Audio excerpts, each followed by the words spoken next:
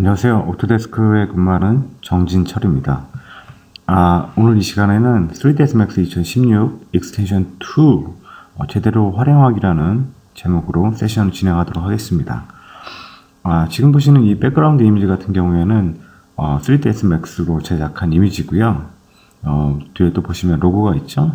25년 된 25년이라고 써있는데, 그 3ds Max가 이제 탄생한 지 25년이 됐습니다. 내년이면 이제 25년이 되는데, 여러가지 이벤트들이나, 이런 것들을 이제 오토데스크에서 준비를 하고 있습니다. 내년에 이제 관심있게 지켜봐 주시면은 어떤 이벤트가 있는지 자세히 알고 또 참여하실 수 있으니까, 관심을 갖고 봐주시기 바랍니다. 자, 그러면 3ds Max 2016 익스텐션 2에 대한 기능들을 한번 알아보도록 하겠습니다. 지금 아젠다를 보고 계신데요. 익스텐션 2의 새로운 기능들을 제가 이제 간단하게 요약을 해서 넣었는데, 어떤 기능이 들어왔는지 차례차례 보도록 하겠습니다. 첫 번째로는 이 MCG에 관련된 부분이 들어왔습니다. 기존 이 MCG 사용하셨던 분들은 아마 이 스플라인 컴포넌트들이나 이 노드들이 없어가지고 아마 사용에 좀 불편을 많이 겪으셨을 텐데, 익스텐션 2에 이 스플라인에 관련된 컴포넌트들이나 노드들이 새롭게 들어왔습니다. 그래서 이제 스플라인에 관련된 새로운 기능들 만드실 수가 있고요. 두 번째로는 시뮬레이션 데이터를 사용하실 수가 있습니다. 여기서 얘기한 이 시뮬레이션 데이터 같은 경우에는 저희가 이제 흔히 생각하는 뭐 플루이드나 퓨움, 뭐 이런 뭐 리퀴드 시뮬레이션 이런 것들이 아니고요. 기존에 이제 오토데스크가 갖고 있었던 공학용으로 사용하는 시뮬레이션 소프트웨어들이 있습니다. 거기에 대한 이 시뮬레이션 데이터를 3ds Max로 임포트를 해서 이 비주얼라이제이션 작업을 할 수 있도록 이렇게 이 시뮬레이션 데이터를 임포트 할 수 있는 기능이 새로 들어왔습니다. 그리고 세 번째로는 요즘 많이들 얘기하고 있죠. 이 3D 프린팅에 대해서 이 3ds Max에서 만든 이 모델링 데이터를 보통 이 뭐 OBJ나 이런 파일로 저장을 해서 이제 3D 프린트 소프트웨어로 이제 임포트를 하게 되는데, 이제 그런 과정 없이 3ds Max에서 샌드 툴을 누르면은 프린트 스튜디오라는 프로그램이 연결이 되게끔 익스텐션 2에 이제 새롭게 기능이 들어왔습니다. 그래서 이제 별도의 3D 프린트 프로그램을 사용하지 않아도 3ds Max를 설치하고 익스텐션 2를 설치하신 분들은 이 프린트 스튜디오로 바로 데이터를 넘겨서 뭐 제가 3ds Max에서 만든 모델링을 바로 3D 프린트 스튜디오로 넘겨서 프린트를 할 수 있게끔 이렇게 익스텐션 2에 새로운 기능이 추가됐고요. 그리고 네 번째로는 텍스트하고 쉐입 그 맵 노드가 하나 새로 들어왔습니다. 이거는 이제 제가 나중에 뒷단에 설명을 드릴 텐데, 제가 만든 뭐 스플라인으로 된 오브젝트를 텍스처 맵으로 전환을 해서 사용하실 때 굉장히 유용하게 쓸 수 있는 기능이고요. 그리고 맨 마지막으로 이 익스텐션 1에 들어왔던 기능 중에 이 텍스트 플러스라는 텍스트 만드는 이 툴이 있는데, 이 툴에 대한 기능이 좀 업데이트가 됐습니다. 이렇게 이제 익스텐션 2에는 총 5개 이제 업데이트 사항이 있는데, 요걸 이제 하나하나 차례차례로 설명을 해드리도록 하겠습니다. 자, 우선 첫 번째로는 스플라인 MCG 노드가 추가된 부분이 있는데요. MCG를 아마 잘 모르시는 분들도 계실 거예요. MCG는 이렇게 오른쪽에 보시는 것처럼 맥시 스크립트를 이 비주얼 스크립팅 방식으로 쓸 수 있다라는 요런 이제 기능이고요. 이제 조금 더 들어가면은 이제 API까지 건드릴 수 있는 약간 조금 고급 기능들을 많이 갖고 있습니다. 이 MCG가 2015 버전에 이제 새로 들어왔고요. 2016 버전에서는 이제 계속적으로 업데이트가 되고 있습니다. 그리고 왼쪽에 보시면은 아마 MCG를 잘 모르시는 분들이 계실 텐데, MCG 이 커뮤니티 그룹 중에 가장 활발하게 활동하고 있는 그 커뮤니티가 있어요. 페이스북에 있는 건데, 이 페이스북에 3ds Max 크리에이션 그래프라는 요 커뮤니티 그룹이 있는데, 검색을 하시면은 세계에서 많은 사람들이 자기가 뭐 MCG 궁금한 거를 물어본다든가, 아니면 자기가 만든 MCG를 업데이트를 한다든가, 뭐 업로드를 한다든가, 이런 것들이 이제 굉장히 빈번하게 이루어지고 있습니다. 그래서 MCG에 대해서 조금 더 심도 있게 공부하고 싶으신 분들은 이 페이스북 3ds Max 크리에이션 그래프라는 커뮤니티를 가입을 하시면은 많은 정보를 얻으실 수가 있습니다. 그 위에는 이제 URL을 적어 놨는데요. 이 URL로 들어가시면은 바로 검색하지 않아도 바로 이제 들어가셔서 보실 수가 있습니다. 자, 그러면 이 스플라인이 어떻게 익스텐션 2에 들어왔느냐? 제가 처음에 말씀드렸듯이 이 MCG 노드들이 이제 새로 생긴 거예요. 이 스플라인을 만들 수 있는 새로운 노드들이 생긴 거라서 이 노드만 갖고 이제 새로운 기능을 보여드려야 되는데, 이 노드만 갖고 이제 어떤 기능을 설명하기는 약간 좀 부족해요. 그래서 이제 개발진들이 이 노드들을 갖고 어느 정도 기능들을 만든 기능들을 이 익스텐션 2에 집어 넣었습니다. 그래서 왼쪽에 보시면은 크리에이션 탭에서 쉐입 탭 가시면은 맥스 크리에이션 그래프라는 탭이 있어요. 이 탭을 선택을 하시면은 밑에 보시면은 뭐 MCG 더넛이라든가 MCG 사인 웨이브, 그 다음에 MCG 메쉬 엣지 투 스플라인이라는 이렇게 세 개의 빌트인 펑션이 들어와 있습니다. 이것들이 이제 MCG를 새로 만들어서 집어 넣어놓은 기능들입니다. 이 MCG 메쉬 엣지 투 스플라인이 기존에 있는 기능들과 어떻게 틀리냐 하면은, 기존에 이제 여러분들이 엣지를 선택을 한 다음에 Create Shape from Selection이라는 거를 누르면은 제가 선택한 엣지들이 다 이 스플라인으로 변형이 돼서 넘어왔었어요. 근데 문제는 뭐냐 하면은 이렇게 만들어진 이 스플라인 같은 경우에 다 베이크가 돼가지고 이제 변형할 때 제가 만약에 원본 오브젝트를 변형을 하면은 제가 만들 이 원본 오브젝트에서 만든 스플라인은 같이 이제 움직여지거나 영향을 받지 않는 별개의 오브젝트로 이제 분리가 됐었는데, 이 MCG를 사용하게 되면은 오른쪽에 보시는 것처럼 제가 만든 이 스플라인들이 원본 오브젝트를 변형을 하면은 그 스플라인도 같이 변형을 하게 됩니다. 그 스탁에 있는 히스토리를 살려가지고 작업을 하실 수가 있어요. 이 내용을 제가 맥스를 실행을 해서 한번 보여드리도록 하겠습니다. 네, 일단 맥스를 띄웠고요. 지금 보시면은 이렇게 폴리건 형태의 여러 개 이제 세그먼트들이 나눠져 있는데, 요거를 이제 에디트 폴리로 일단 변형을 하고요.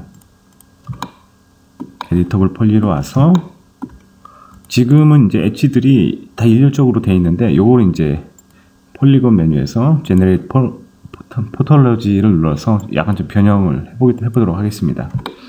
네, 이런 식으로 이제 엣지들이 약간 좀 변형이 돼 있죠. 그리고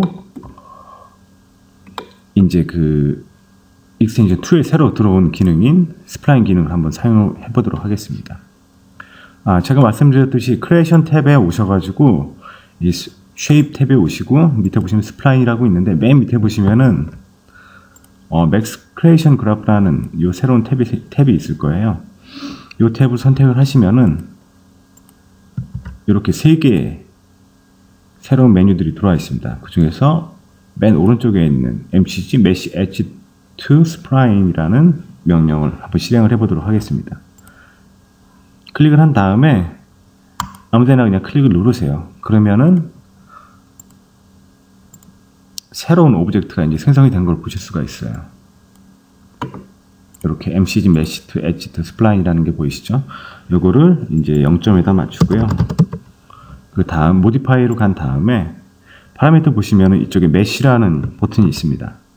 이 메쉬 버튼을 클릭을 한 다음에 제가 이 스플라인을 추출할 원본 오브젝트를 선택을 합니다. 그러면은 원본 오브젝트 엣지들이 모두 다 스플라인으로 변형이 됩니다. 자, 그럼 원본 오브젝트를 한번 찍어 볼게요. 네, 이렇게 찍으면은 이렇게 하얀색으로 스플라인이 만들어졌는데, 일단은 만들어진 스플라인을 이쪽에다 한번 빼보도록 하겠습니다. 이런 식으로 스플라인이 만들어졌죠.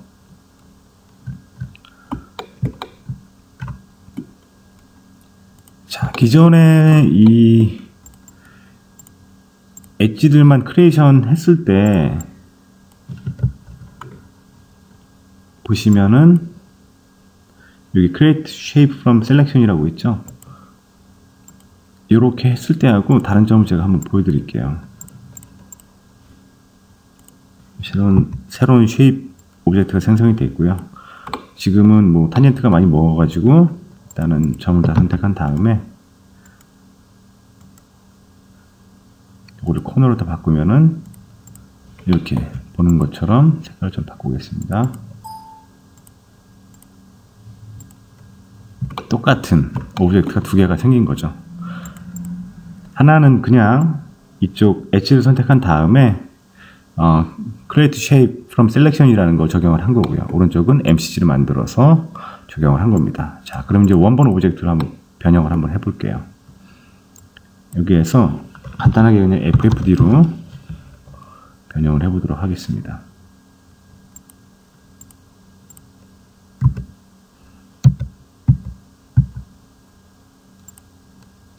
FFD를 적용을 했고요. 그 다음에 FFD를 갖고 이제 위치를 이런 식으로 조절을 하면은 보시는 것처럼 원본 오브젝트를 이렇게 수정을 하게 되면은 MCG가 적용이 된 스플라인 같은 경우에 이제 같이 이런 변형이 일어나요. 그래서 이런 히스토리를, 스택 히스토리를 살려가지고 애니메이션 작업을 하실 수가 있는 거죠. 이런 작업을 할 때 이제 어떨 때 유용하냐 하면은 거미줄 같은 오브젝트를 만들 때 저는 이런 오브젝트를 만들고 클래스를 적용을 해서 애니메이션을 만든다. 그 위에 이제 이런 스플라인을 적용을 하면은 스파이더 웹 같은 애니메이션을 쉽게 좀 만들 수가 있겠죠. 이제 그런 식으로 이제 활용을 할 때 요 MCG 스플라인 기능을 사용을 하면 됩니다. 네, 이 스플라인 기능은 여러 가지 기능들을 만들 수가 있기 때문에 여러분들이 이제 활용하는 만큼 새로운 기능들을 만드실 수가 있습니다. 네, 그러면 다음은 시뮬레이션 데이터가 어떻게 3ds max로 넘어오는지에 대해서 알아보도록 할게요.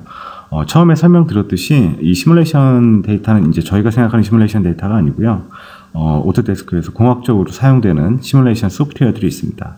지금 보시는 것처럼 시뮬레이션 메카니컬이라는 게 있고, 그 다음 몰드 플로우, 라스트랑 같은 이런 시뮬레이션 데이터들이 있는데, 이런 데이터 파일들, 이걸 저희가 CFD라고 보통 얘기를 하는데, 이 CFD 파일을 3D Max로 갖고 와서 오른쪽에 보는 것처럼 이렇게 시각화 표현을 할 수가 있게 되는 거죠.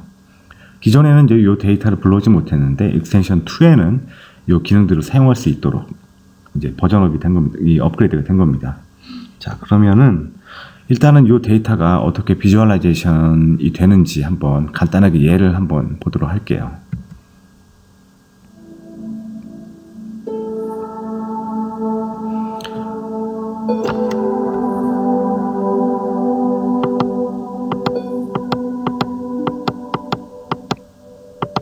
네, 지금 보고 계신 영상이 이 시뮬레이션 데이터를 갖고 애니메이션을 적용한 예입니다.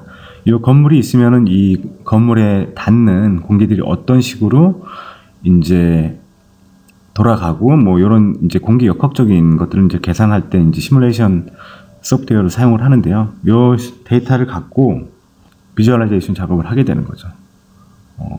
그러면 이 CFD 데이터를 어떻게 3D Max로 갖고 오는지 그리고 어떻게 쓰는지에 대해서 한번 알아보도록 할게요.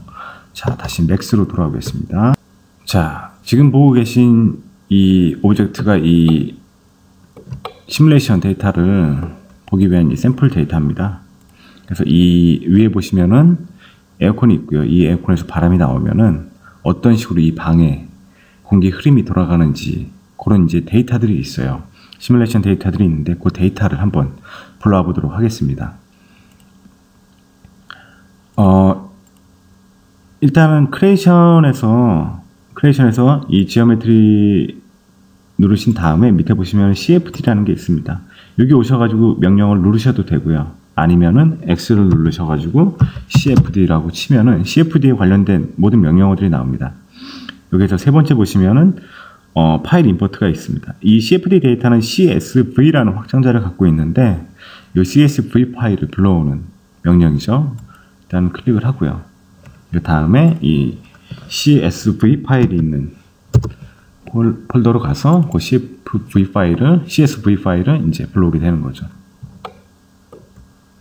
불러오면 이런 식으로 이제 점과 같은 형태로 이제 맥스 안으로 들어오게 됩니다.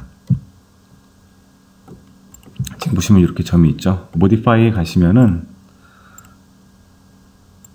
이렇게 두 개의 이제 명령이 이제 적용이 되어 있는데 하나는 임포트하는 기능이고요. 또 하나는 이 점들의 숫자를 이제 제한을 해주는 역할을 하게 됩니다. 보시면은 여기 이제 파일을 임포트하면 나오는 데이터들이 있고요. 지금 보면 굉장히 점들이 많죠. 시뮬레이션 데이터들이 모았기 때문에 이 점들을 이제 미니멀라이즈 해주는 거죠. 숫자를 정해서 지금 2000개로 되어 있는데 이걸 1000개로 한번 줄여볼게요. 그러면 점들이 확 줄어졌죠. 이런 식으로 이제 되어 있고요. 그 다음에 다시 또 X를 눌러서 CFD를 치면은 두 번째 오시면 Create MCG Velocity Field to Visualize CFD Velocity Data라고 되어 있어요. 이거를 클릭을 한 다음에 오른쪽 이 모디파이에 보시면은 CFD Import Object이라는 게 있어요. 이 단추를 클릭을 한 다음에 방금 불러왔던 CFD 데이터를 클릭을 하면 됩니다. 클릭을 하면은 보시는 것처럼 이런 식으로 이제 화살표 모양이 생겨요. 그러니까는 이 공기의 흐름들이 어떤 방향으로 와서 어떤 벨로시티의 값을 갖고 이 방을 돌아 나가는지에 대한 시뮬레이션 데이터들이 비주얼라이제이션하게 보여지는 거죠. 오른쪽 보시면 이제 여러 가지 수치들이 있는데 이것들은 뭐 화살표의 크기라든가 이런 것들에 관한 옵션 값들입니다.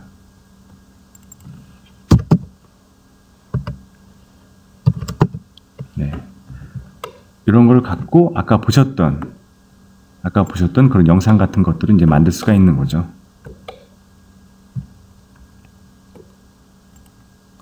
네, 여기까지가 이제 시뮬레이션 데이터를 어떻게 3ds max로 임포트를 하고 적용을 하는지, 비주얼라이제이션 작업을 하는지에 대한 부분이었습니다.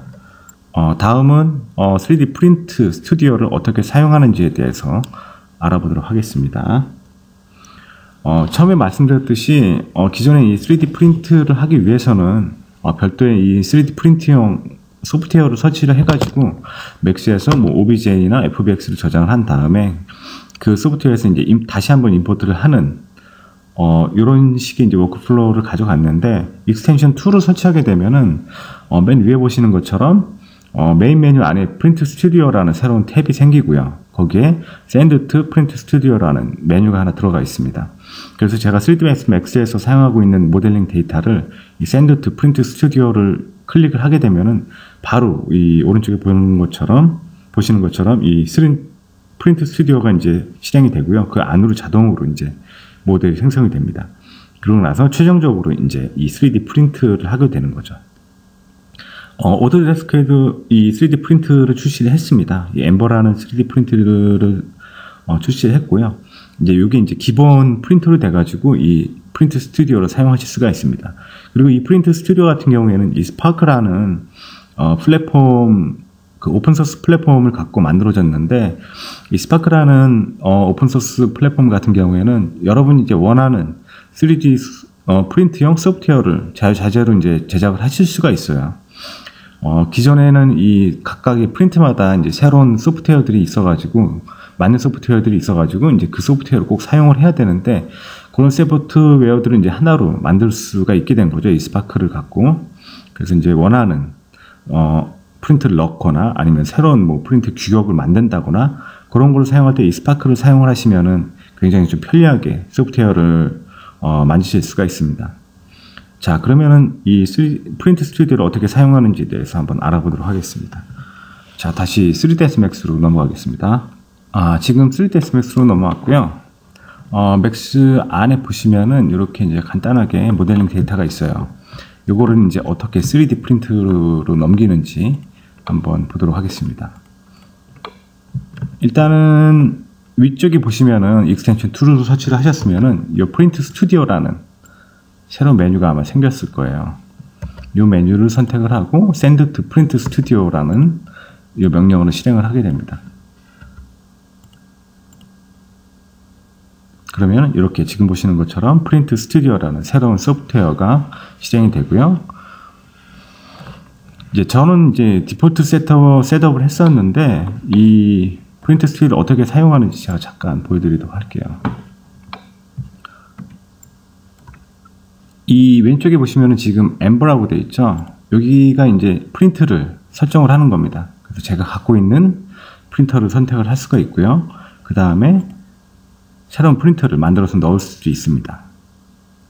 여기는 이제 프린터에 관련 설정이고요. 그 다음에 밑에 보면은 어떤 방식으로 이 3D 프린팅을 할지, 뭐 여기 뭐 10 마이크론도 있고 25 마이크론도 있고 50 마이크론도 있고요. 그 다음 뭐 레이어 두께도 정할 수가 있고요. 여러 가지 이제 옵션 값들이 있습니다. 이런 것들을 설정을 할 수 있게끔 되어 있고요. 기본적으로 이런 식으로 되어 있고요. 그 다음에 위에 보면 이런 메뉴들이 있는데, 요 옆에도 메뉴가 있고 위에도 메뉴가 있는데, 위에 있는 메뉴를 하나 이 차례차례로 실행을 해서 맨 마지막에 익스포트까지 가면은 이 3D 프린팅을 할 수가 있게 되는 겁니다. 그리고 이 한 단계 한 단계 넘어갈수록 이 왼쪽에 있는 메뉴들이 아마 바뀔 거예요. 지금은 레이아웃이라고 되어 있어서 무브, 뭐 스케일, 그 다음 요거 플랫이라고 되어 있는데 이런 것들은 이제 선택을 하실 수가 있어요. 그래서 위에 1단계, 2단계, 3단계 메뉴를 고를수록 이 왼쪽에 있는 메뉴들이 바뀝니다. 지금 뭐 로테이션이 적용된 건데 로테이션도 이렇게 해서 이 물체를 이렇게 회전값을 줄 수가 있고요. 지금 이제 레이아웃에 관한 부분이라서 뭐 무브라든가 스케일이라든가 이런 기본적인 값들만 보여지고 있고요. 그 다음 일단은 여기 제가 원하는 프린트 안에 이만큼 프린트를 하겠다라고 이제 어느 정도 결정을 하셨으면은 그 다음에 리페어를 누릅니다. 리페어를 누르면은 왼쪽에 이제 메뉴가 바뀌었죠. Analyzed and Repair라고 되어 있는데 지금 No Problem이라고 나오죠. 아무 문제가 없다고 지금 뜨는 겁니다. 그러면 요 자체만 갖고 이제 프린트를 할 수 있게 되는 거죠. 그리고 밑에 보시면 뭐 크랍도 있고요. 이만큼 자를 수도 있고, 그 다음 가까이 가서 이렇게 크랍을 하게 되면은 이렇게 구멍이 생겨요. 오른쪽에 그 구멍들을 메울 수 있는 뭐 패치 홀이라든가 이런 것들이 이제 준비가 되어 있습니다. 요 메뉴들은 왼쪽에 있는 메뉴들은 하나씩 차례대로 한번 눌러보시면 어떤 메뉴가 있구나라는 거를 아실 수가 있고요. 다시 언더로 돌아와서 그 다음 이제 제가 원하는 3D 프린트 모델이 완성이 됐으면은 여기에 이제 서포트를 세워야 되겠죠. 3D 프린트를 보통 하게 되면은 이런 서포트들을 세우게 됩니다.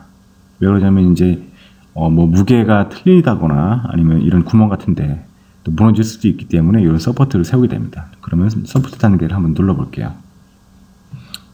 서포트를 누른 다음에 이 왼쪽 보시면은 메뉴들이 또 바뀌어 있죠.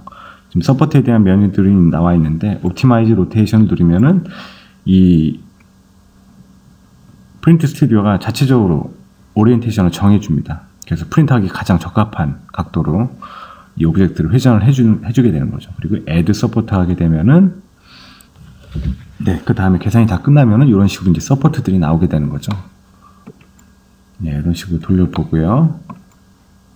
이렇게 마음에 안 드는 서포트들이 있다 그러면은 서포트들을 지우실 수가 있어요. 이 밑에 보시면 매뉴얼 서포트가 있는데 매뉴얼 서포트를 누르면 이런 식으로 라인이 형성이 되고요. 제가 원하는 서포트를 선택을 하고 휴지통이 있으면은 휴지통을 누르면은 서포트가 사라집니다.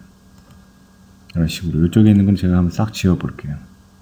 자, 이런 식으로 반대로 제가 서포트를 만들 수도 있습니다. 이런 식으로.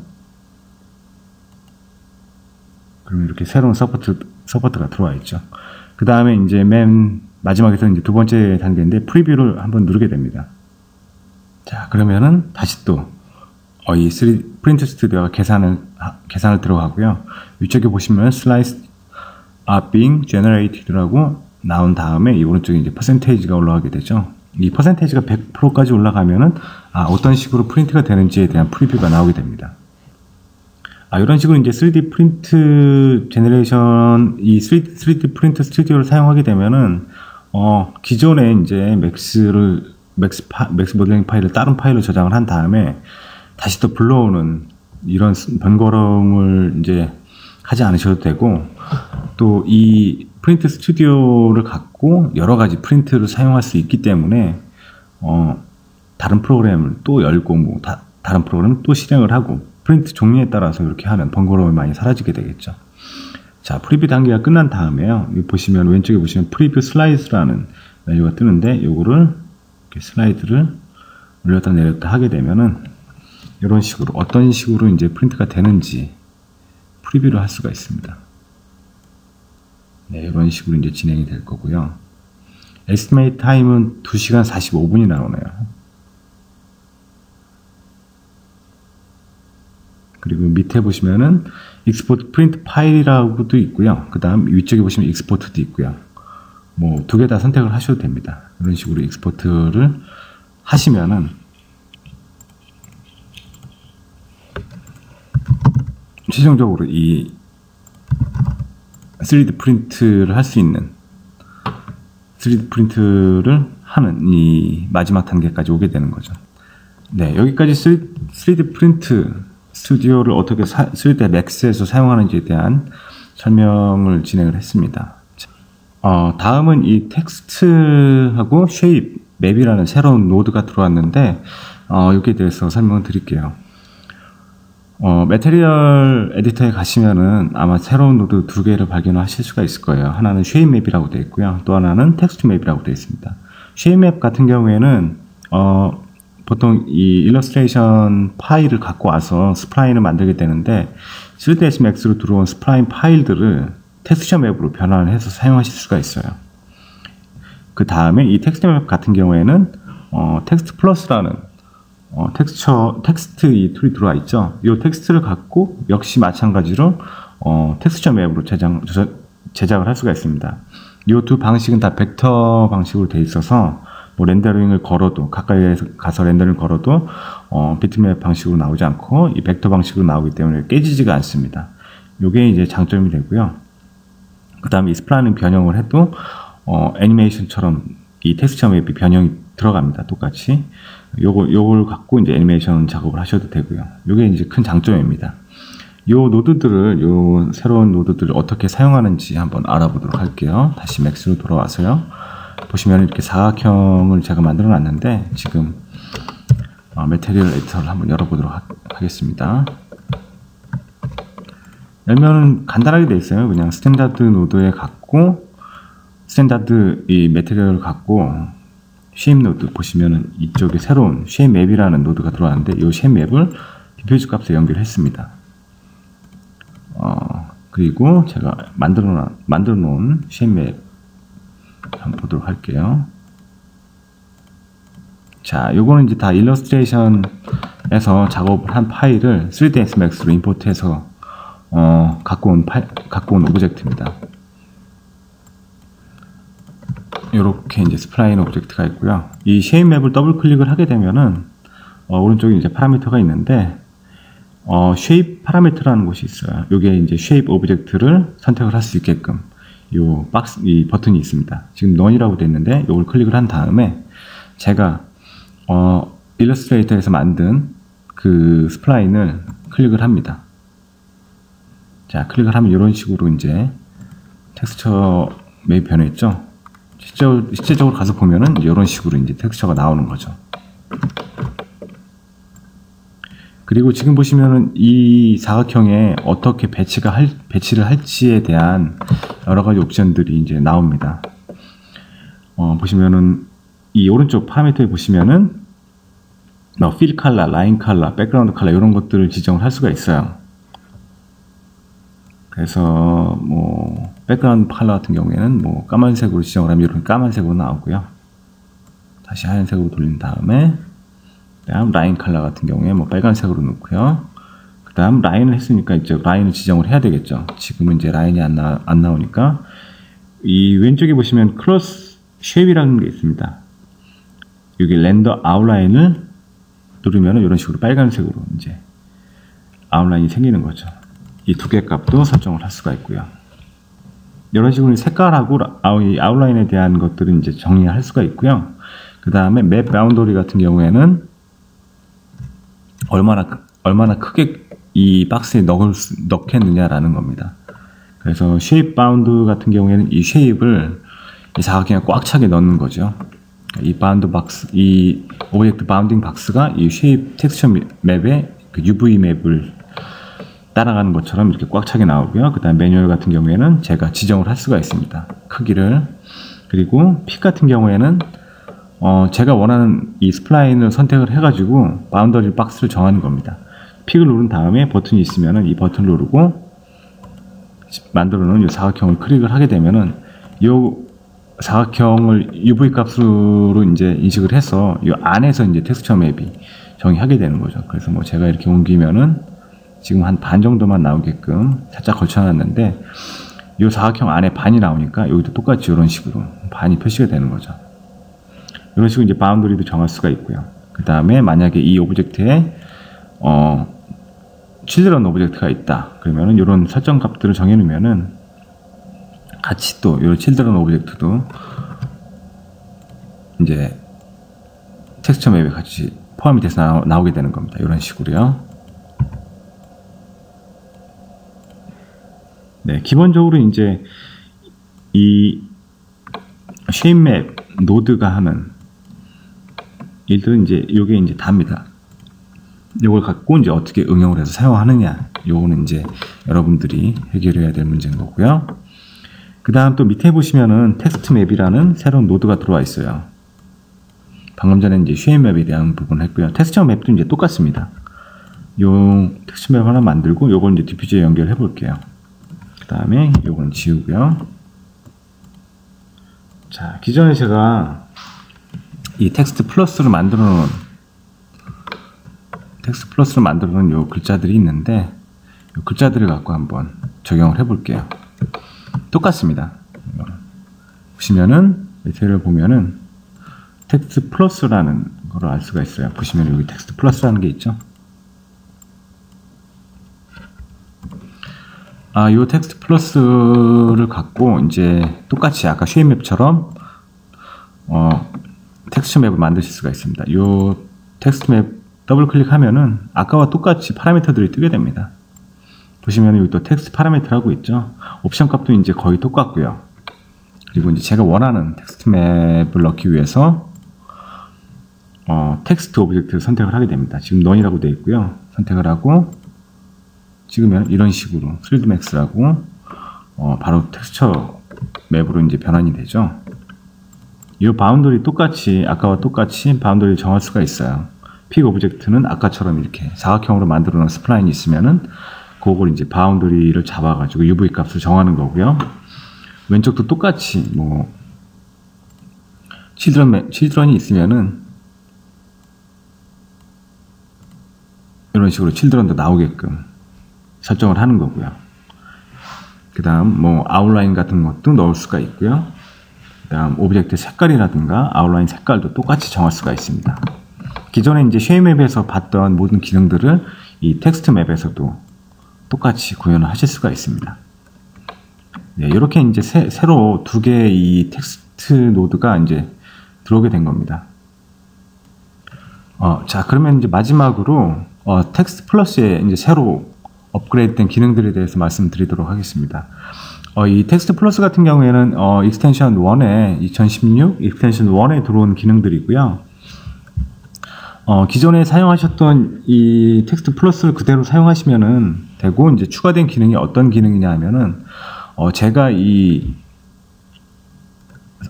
써 넣은 텍스트들을 이렇게 줄 단위로 이제 보통 하게 되는데, 지금 보시는 것처럼 줄 단위로 이 텍스트를 넣게 되는데, 이 줄에 대해서 제가 선택한 부분에 대해서 폰트를 바꾸면은 기존에는 그 폰트가 바뀌지 않았었어요. 그러니까 하나의 폰트로만 사용을 할 수밖에 없었는데, 지금 같은 경우에는 하나의 문장을 갖고 여러 개의 폰트를 정할 수가 있습니다. 그리고 그 정한 폰트를 프리뷰를 할 수가 있어요. 오른쪽처럼 이 텍스트 에디터 상에서 폰트를 바꾸면은 그 폰트대로 이렇게 글자가 써져서 나옵니다. 기존에는 이제 이런 기능이 없었고요. 익스텐션 2에 이제 새로 들어온 기능이고요. 그 다음에 애니메이션 파라미터 같은 데 보시면은 이 세퍼레이션 기능이 좀 강화되어 있습니다. 그래서 뭐 이 텍스트 플러스로 만든 이 오브젝트를 애니메이션 할 때 캐릭터 단위로 쪼갤 수도 있고, 라인 단위로 쪼갤 수도 있고, 이런 식으로 이제 쪼개서 이제 애니메이션을 넣게 되는데, 기존에는 이렇게 쪼개면 이제 새로운 오브젝트가 생성이 됨과 동시에 기존 오브젝트도 이제 남아 있었어요. 근데 익스텐션 2에는 기존에 있는 오브젝트는 이제 사라지고요. 새로운 오브젝트만 남아가지고 애니메이션 작업을 조금 더 편리하게 할 수 있도록 이런 식으로 이제 기능이 업그레이드 됐습니다. 맥스를 켜가지고 다시 한번 보여드리도록 할게요. 네, 지금 보시는 게 이 텍스트 플러스를 만든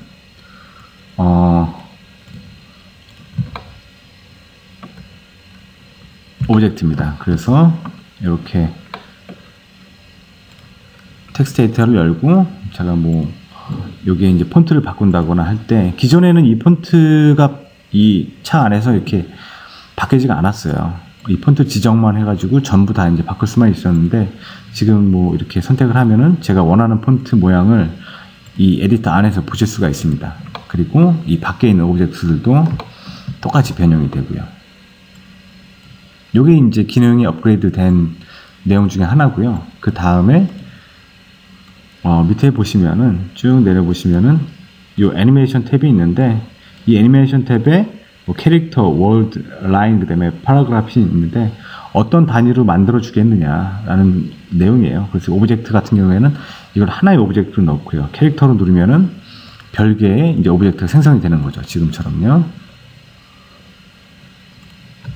그리고 이제 애니메이션을 넣게 되면은 기존에는 이렇게 별개의 오브젝트를 만듦과 동시에 이제 원본 오브젝트가 남아 있었는데 익스텐션 2에는 원본 오브젝트는 사라지고요. 이렇게 별개로 된 오브젝트만 남아가지고 이제 애니메이션을 좀 더 쉽게 할 수 있게끔 되는 거죠.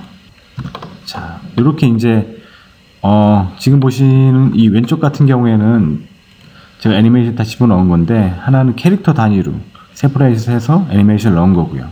그 다음 오른쪽 같은 경우에는 제가 라인 방식으로 쪼개가지고 애니메이션을 넣은 겁니다. 애니메이션 넣은 기능은 이 애니메이션에서 풀셋을 갖고 제가 저장했던 애니메이션을 적용을 한 거고요. 그래서 이렇게 다 각각의 오브젝트가 각각의 애니메이션을 갖고 이렇게 움직이는 거 보실 수가 있죠. 네, 지금까지 이 총 5개의 익스텐션 2에 대한 기능 설명을 드렸는데 많이 도움이 되셨으면 좋겠네요. 네. 이제 내일 모레면 크리스마스인데 좋은 크리스마스 보내시고요. 다음에 더 좋은 내용으로 찾아뵙도록 하겠습니다. 네, 감사합니다.